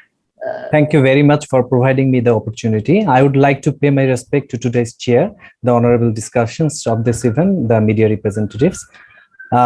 Sincere thanks and gratitude for presenting the presentation in a holistic way. I do not want to say the points that have been said already. I am Bidhan Chandrapal. I am the founder and managing director of an organization called Prabha Aurora. Prabha Aurora is a social enterprise from Bangladesh working with a mission to have a world with climate conscious teenagers and young adults who embody strong moral values and demonstrate ethical behaviors. I am also associated with various social and cultural organizations. However, today's issue is very important thanks to the organizers. I think the most important thing now is to involve young people in tackling the risk of climate change. Today's moderator first said it is reality, but we have created this reality. We are doing it, which is extremely sad. Recently, I went to Norail outside Dhaka. I saw that the day temperature was 38 degrees centigrade, which was very unusual. But just because of this, we all are aware that how much damage is being done. The issue of bringing the next generation closer together will be discussed at the conference, COP26 conference, with utmost importance. And to that end, each country will formulate a suitable practical action plan, which we sincerely expect from our side. The effect of a place's weather are not limited to one place. We have realized La Nina this year. Therefore, besides conducting research in the domestic context, it is necessary to increase the amount of regional research on various issues, and it seems necessary to do it regularly. We sincerely hope that youth-led organizations like ours will be given the necessary support to move forward and implemented the innovative ideas. In this case, I think there is a need to work with other issues, but especially from the perspective of adaptation. I sincerely thank you again for giving me the opportunity to speak and for inviting me. Thank you very much. Thank you, Bidhan, and thank you for reminding us that we have to start thinking of the next generation and the generation after that. Greta Thunberg has demonstrated how one single person's action can have an impact and resonance across the globe. I would like to invite Professor Mustafiz Rahman to. Thank you. Thank you, Khushiappa. I have one observation and one question. My observation relates to what Dr. Rubana Haq has also mentioned. I think that we should look at climate issue as also a business opportunity. If we look at the newly proposed EU GSP scheme, which is now being discussed in the European Parliament, and it will be effective between 2024 and 2034, we will see that green growth and climate issues have become, at least in the context of market access in the European Union, it's a climate issue, it's a green growth issue. If we don't take care of our leather industry, if we don't take care of the way our RMG is produced, then it will have serious repercussion in the context of market access in the European Union. The GSP proposed schemes clearly articulates that we will have to take measures so that these are produced in an environmental friendly way. So I think that this is not an option for us. This will become a necessity for us. And also when we will be graduating, where there will be no preferential market access. So I think that policymakers should be well aware, well ahead. That is an observation. The question is that now there are many environmental goods which are needed in order to produce environment friendly in an environmental friendly way. Many of these environmental goods are sometimes highly protected, sometimes the costs are very high, sometimes the technology transfer is very limited.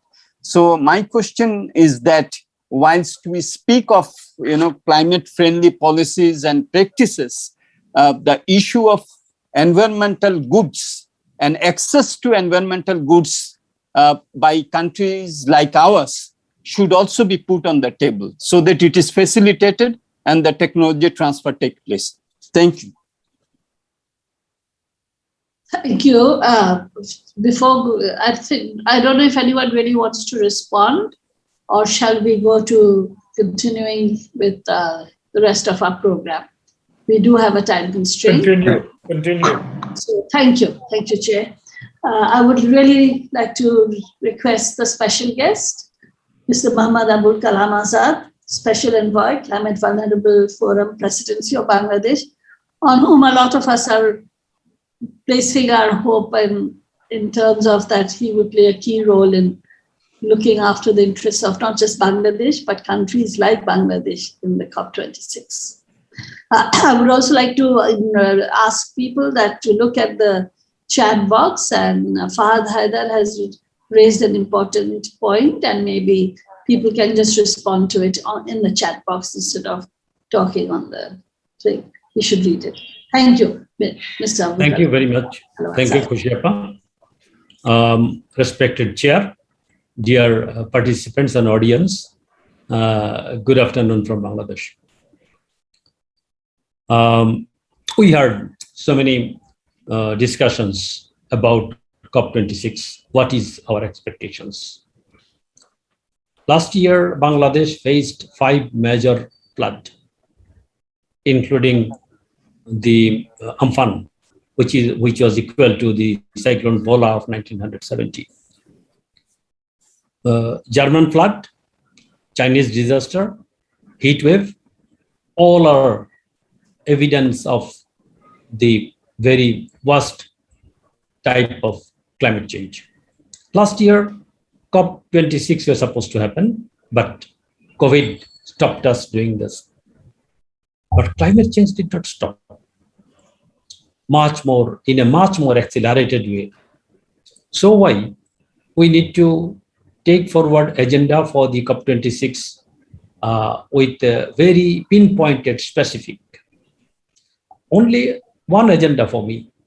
I understand that if we can understand the developed country, that what a devastating effect is going to happen for the whole globe, that will be excellent for the human being.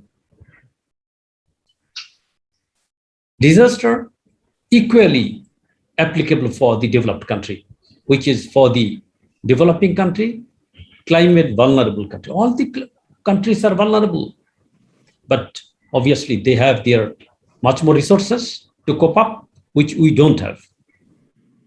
But effect is equal. Now we have 1.5 degree. From Climate Vulnerable Forum, we set one barometer on the declaration of NDC end of last December. We find it is impossible with this present commitment to reach 1.5 degree, even not 2 degree. It will be more than 2 degree. What will happen? At present, it is 1.2 degree from the industrial level. So we need to look into very, very seriously. So why from Climate Vulnerable Forum, we raised this voice that we need to review the NDC each year, not after 5 years, because climate change happens every moment. We discussed about 500 billion, 50-50. I don't want to put my time on that. Monitoring is one of the most important areas, which our Prime Minister also told. Only lip service is not enough.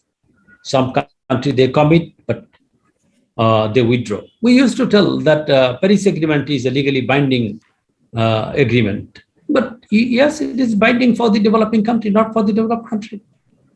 USA withdrawn, came back again. This is again hope for us.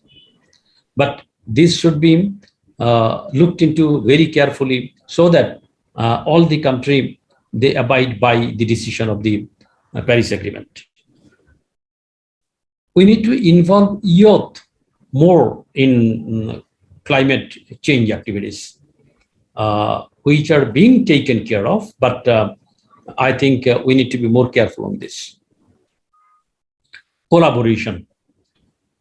Climate Vulnerable Forum, LDC country, G77 plus China, and so many climate-related groups at present are in the globe. We need to collaborate very closely so that we can put pressure on those countries who are not following the Paris Agreement and 1.5 degree. Very recently, Human Rights Commission decided, according to our proposal, to have a special rapporteur on climate vulnerability. I believe this will start implementing from this year. Bangladesh has prepared the Mujib Climate Prosperity Plan. As chair of the Climate Vulnerable Forum, Honorable Prime Minister drawn the attention that we had the vulnerability. From vulnerability, we became resilient country. It is the Amphan is the proof. And now we have a plan from vulnerable to, so from resilient to prosperous country. So we need to have the nature-based solution, local-led action, which has been discussed in this discussion today, so that we can cope up with the situation very progressive, in a very progressive manner. So why the Climate Prosperity Plan has been prepared, and we will request in this COP to all the CVF country so that they can have their own prosperity plan. Because you see, Bangladesh could achieve so many things because we have our own climate trust fund. Carbon pricing is one of the most important area. It is missing. We are telling about 100 billion, 500 billion, all this. But if carbon pricing could be in the right place, then it would not require to talk about this 100 billion. We'd get much more from this carbon pricing for the development of the vulnerable countries. We need to look into that also. 100% renewable. This is one of the ambitious target of Climate Vulnerable Forum by 2050. And looking into that, Bangladesh also declared that we want to be 40% renewable by 2041. This will be very difficult for Bangladesh, but we need to work hard for this. Bangladesh has become champion in SDG implementation. Also showed path for the globe for the vulnerability and prosperity. I believe from the Climate Vulnerable Forum presidency, we will be able to raise our voice. In the meantime, we had regional meetings with all the countries, starting from the Caribbean, Africa, Pacific, and we held in the last week in Asia. So we have the Dhaka Glasgow Declaration emphasizing all these, and especially on monitoring of 500 billion.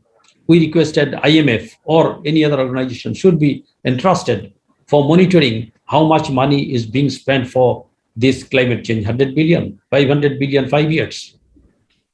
The initiative which has been taken by CPD and ICAD, I appreciate that what we are expecting from COP, so that the government, the private sector, the negotiators, those who will be joining this event, they will have a guideline.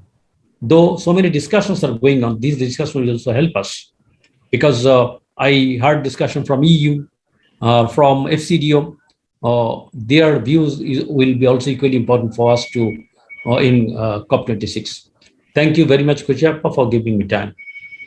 Thank you very much for giving us the time, despite your heavy schedule.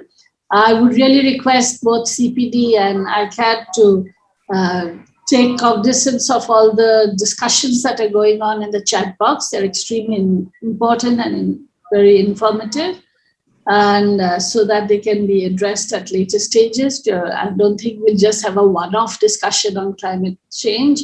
This is something that has to be ingrained and within us in many different ways. I would really like to now ask the chair of today's session and chair of CPD, Professor Aman Subhan, whom I think everybody's is waiting to hear, because he will come with some caustic comments, I'm sure, and some very pertinent questions. Thank you. Since I don't know that much about it and have been greatly educated by my presence at this discussion, I'll make a few concluding remarks from what I've learned, more as questions rather than comments.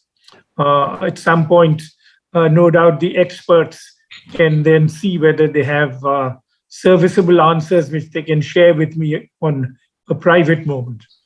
Now, the question which struck me over here, which I have never seen satisfactorily answered, is that COP and the whole global warming exercise is done at a level of aggregation as to numbers and as to geography. And presumably global warming is going on at a global level. But at the end, impact is on individual countries within their given circumstances. So all countries are, as a consequence, accepting responsibilities for coping with global warming. But how far their individual coping strategies will impact on the wider scheme of global warming is less clear. Obviously, it will really depend on the degrees to which you have been contributing to global warming in terms of your own national footprints. Now, the question which struck me, for example, was that in the initial graph which was shown of trend lines of Bangladesh's rising temperature, I don't know whether, of course, the trend line which was established over there is a clearly articulated upward sloping trend line, because I noticed big ups and downs on the line, and whether in fact this will in fact be a permanent feature, or whether this will be a permanently upward sloping trend line No doubt someone will inform me about that. But what struck me was that suppose that if we are saying that Bangladesh's average warming temperature is going to increase by 1% or 1.5%, how much of this is contributed by Bangladesh's own strategies relating to contributing to global warming? Suppose that we have green factories and we eliminate carbon burning plants for energy generation as far as possible. Will this still improve our temperature, or is this derived from what is really going on in the world and in our wider neighborhood? That would be the more relevant problem. So this means that there is a sort of asymmetry between individual responses and the wider externalities of the global system, in which the actual problem is in fact impacting on countries like Bangladesh. Presumably, what is happening, I don't know in fact where boundary lines are drawn in the environment. Obviously, it is not on Westphalian principles of national boundaries where you in fact cross borders. So will we actually reduce our temperatures in Bangladesh if we meet our own individual global warming tactics? And if not, then what can actually be done about that? This, I think, would be the most immediate consequence for Bangladesh to consider when we are talking about how we respond to global warming. Now, this obviously brings me to the second point, is that as far as Bangladesh is concerned, our problem is obviously much wider than just the problem of global warming, and derives really from our geographically determined vulnerable status, which has been with us for time immemorial. After all, we have been facing floods and cyclones for, again, as I say, time immemorial. And certainly in years past, we have had much more severe floods and cyclones than we may have experienced in the course of the last decade.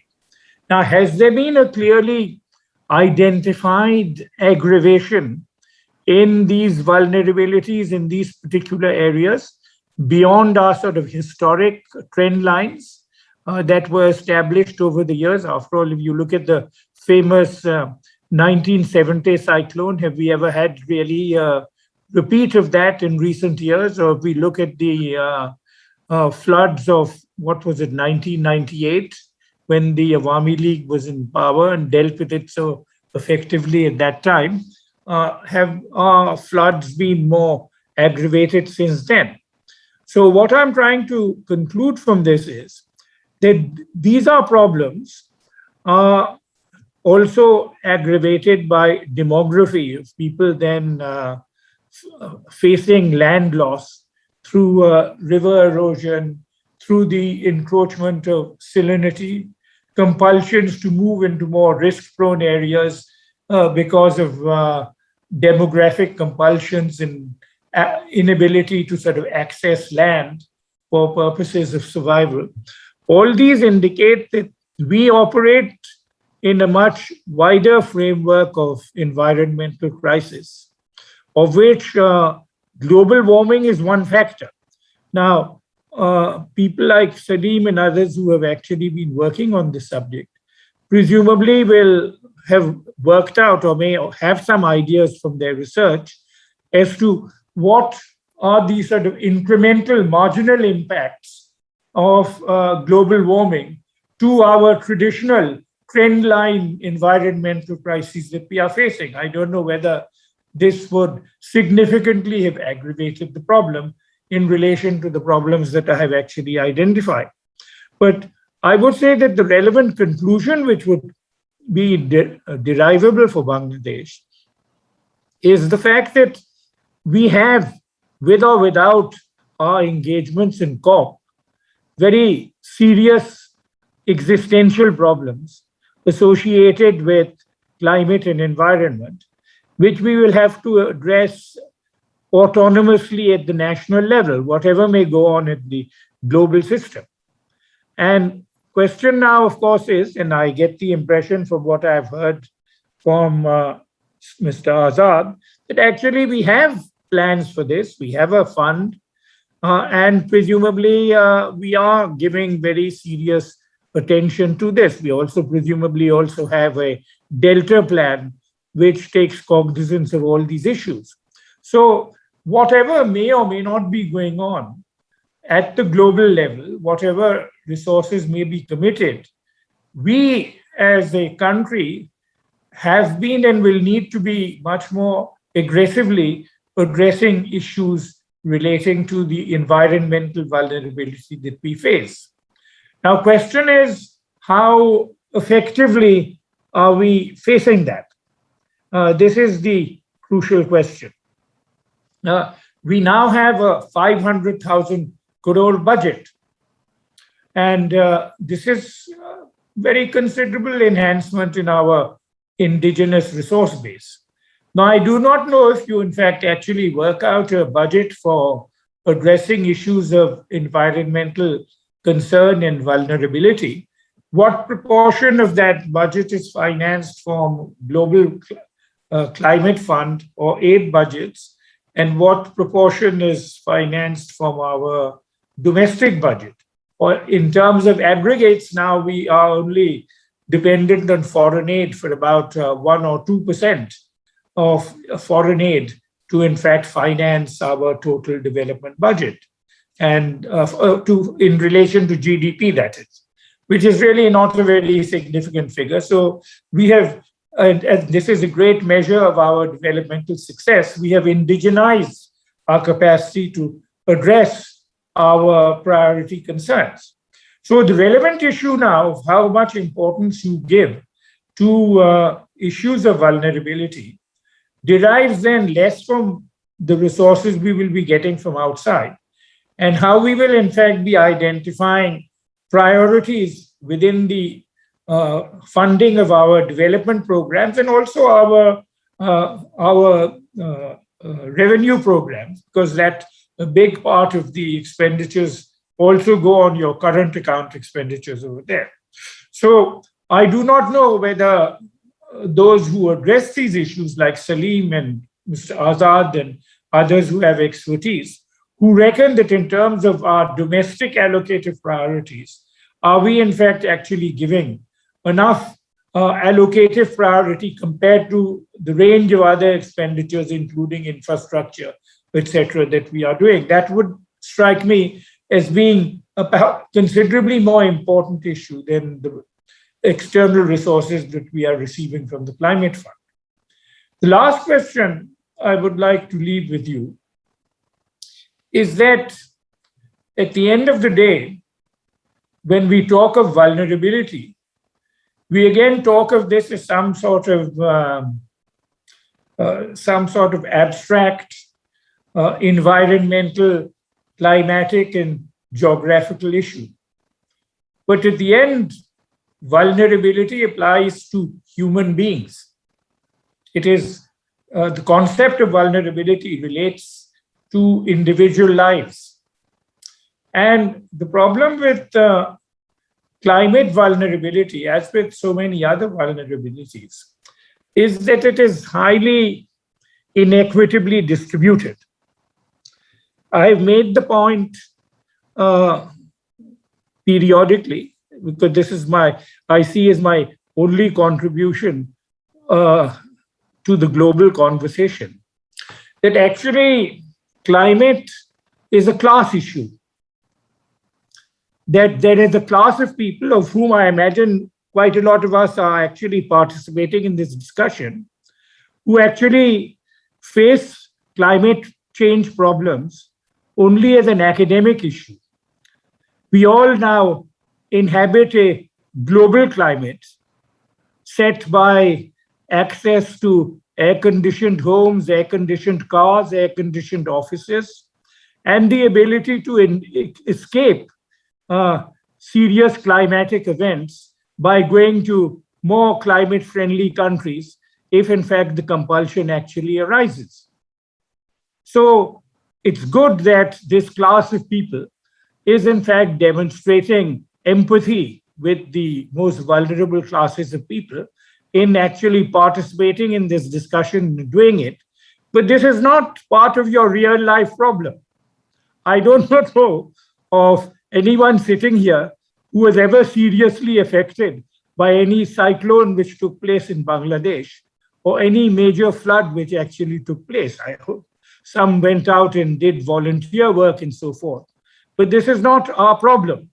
So whilst I noticed that both the Queen of England and also the young lady from Sweden have made the somewhat sort of cynical observations that all these COP exercises are all big talk shops in which people all come and meet and talk and eat and have nice receptions.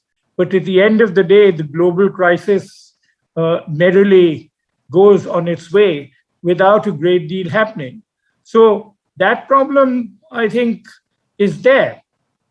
And essentially, the problem arises from the fact that the compulsion from the vulnerable groups is not really adequately recognized. The vulnerable groups never really get to sit at the table, neither at the level of national policy making, nor at the level of global conversation.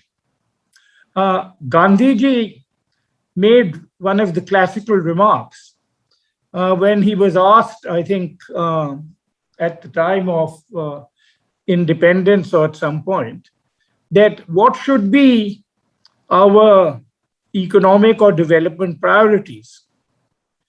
So he said, don't ask me and don't ask Panditji. Go to the most backward village and find out the poorest person in that village and then ask them, what actually are your problems? Then you will get an understanding of what should be your development priorities. This principle would presumably apply then much more to the way in which we address the environmental agenda for Bangladesh and actually how we would evaluate the environmental progress that we like to think we have made, because a lot of our achievements are obviously statistically projected and are projected in reports and so forth. But no one has really done a great deal of reality checking on the ground as to how people at that level have felt that they have become less vulnerable as a consequence of the changes which have taken place. And this is, I would think that we have been better than in most countries or developing countries, but this would be a sound principle to consider. So essentially, I compliment all of you for getting out of your class comfort zone and addressing issues of a more universal concern. But at the end of the day, the problems arise over there. It is their felt needs, their compulsion that has to be recognized. And we have to recognize that the biggest polluters, whether at the global level, we identify the country, the elite countries, and the rich and more advanced countries, but also if you look at our domestic circumstances, the biggest polluters are obviously the people who are consuming the most electricity at home, the people who are consuming the most water at home, the development groups who are in fact appropriating land, who are encroaching into the rivers, who are encroaching into water, lowlands and water spaces to a point where you are going to obviously have very little water actually if this continues to happen. And they do it because they are powerful, they have money, they have political influence. And the question is, what can you really do to in fact actually discipline them and subordinate their compulsion, profit-making compulsions to the general problems of the most vulnerable people over here. These will be the real challenges that we face. So I think we should go definitely and make our contributions to COP and enjoy ourselves and all the opportunities of the meeting with the leaders and experts. I have great experience and great enjoyment in participating in these global events, so I know a bit about this. But the objective realities of what we do and what we don't do lie right here and are built around the last and I think one of the most important messages given by Mahatma Gandhi. I leave this thoughts with you. Thank you. So much. After the remarks by the chair, which were extremely extensive, expansive, and very encompassing, very pertinent, and there is really not much for me to say as the closing remarks. I just want to stress on something that he has raised and which should affect us, it does affect some of us, is the inequality distribution of vulnerability, as he has said it, and that the climate is also a class issue. It's like we talk about which states are more affected, there is also within the states which communities and people are much more affected. And I think when discussing climate change, we cannot leave that out. And I'll just add with him, amongst the most vulnerable is women, who are even more vulnerable through this and the issue of climate change. So with those words, I just want to thank everybody who has attended today's discussion, the presenters, the guests of honor and the special guests, the distinguished panelists, those who had these very interesting discussions on the chat box, and everybody else who's been listening. It's on the CPD Facebook page. Many of us have also, I've seen that we've shared it on our own social media pages too. And we hope that this will be of some use, not only for the discussions on COP26, but for ourselves too, understanding the issue much more too. And I think it's time that we start going out to people, to the villages, and explaining what this really means and how they do. We've seen during Amphan and other disasters how people have been able to resist and the resilience they have and rebuild and learn how to handle it. I think we have a lot to learn from them too. So with those words, I want to thank all of you and the two organizations, CPD and ICAP, for having organized this. We will hopefully continue discussing this issue even after the COP26. Okay. Thank you. And thank you, Khushi, for excellent moderation. Well done, everybody. Yeah, thank you, Khushi. Thank you, everyone. Thank you Bye. very much, everyone. Yeah, thank you for joining. Appreciate your time. Thank you. I have to rush to another meeting now. Okay, Khushi, thank you so much. Thank you. Khushi.